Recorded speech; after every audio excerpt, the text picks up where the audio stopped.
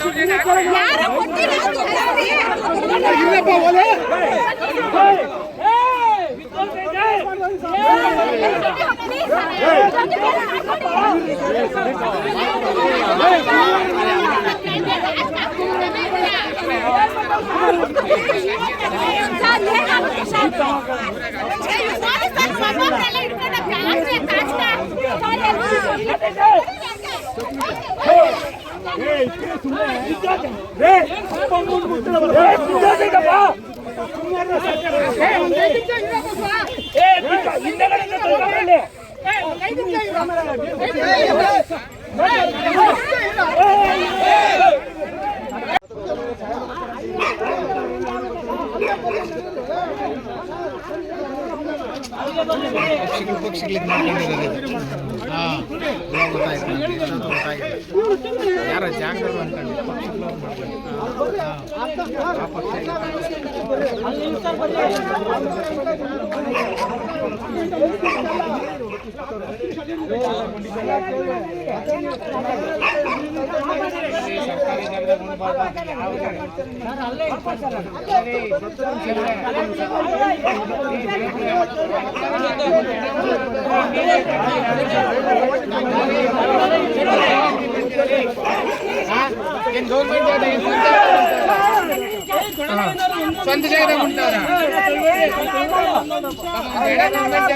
ಪಂಚಾಯತಿ ರೆಸಿಡಿಂಗ್ ಆಗಿದೆ. ಪಂಚಾಯತಿ ಆಫೀಸ್ ಅಲ್ಲಿ ಇದನ್ನ ಸ್ಮಶಾನಕ್ಕೆ ಮಾಡಬಹುದು ಅಂತ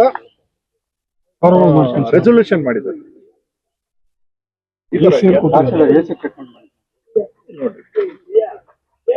ಇವರು ತಹಸೀಲ್ದಾರ್ ಮತ್ತೆ ಎಸಿಗೆ ರೆಫರ್ ಮಾಡಿರೋದು 4 ಕೋಟಿ ಮಂಜೂರು ಮಾಡಿ ಈ ತರ ಎಲ್ಲ ಡಾಕ್ಯುಮೆಂಟ್ಸ್ಗಳು ಒಂದು ಪೂರ್ತಿ ಸೆಟ್ ನಾವು ಇಟ್ಕೊಂಡು ಇಷ್ಟು ವರ್ಷ ಫೈಟ್ ಮಾಡ್ತಾ ಬಂದಿದ್ದೀವಿ. ಯಾರು ಅಂತ ನೋಟೇಟ್ ಮಾಡ್ತಾರೆ ಬೇಡ. ಒಬ್ಬರು ಗ್ರಾಮಸ್ಥರು ಬಂದು ಸಮಸ್ಯೆ ಇದೆ ಅಂತ ಹೇಳಿ ತೊಂದರೆ ಯಾರು ಕೊಟ್ಟಾರ, ತೊಂದರೆ ಆಗಿದೆ ಅಂತ ಯಾರು ಒಂದು ಕಂಪ್ಲೇಂಟ್ ಕೊಟ್ಟಿದ್ದಾರಾ?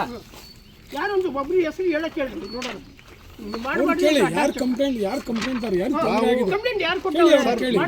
ಒಂದು ಮೈನರ್ ಕಮ್ಯುನಿಟಿ ಆಗಿರೋದ್ರಿಂದ ನಮ್ಮ ಮೇಲೆ ನಡೀತಾ ಇರುವಂತ ಒಂದು ದಬ್ಬಾಳಿಕೆ, ದೌರ್ಜನ್ಯ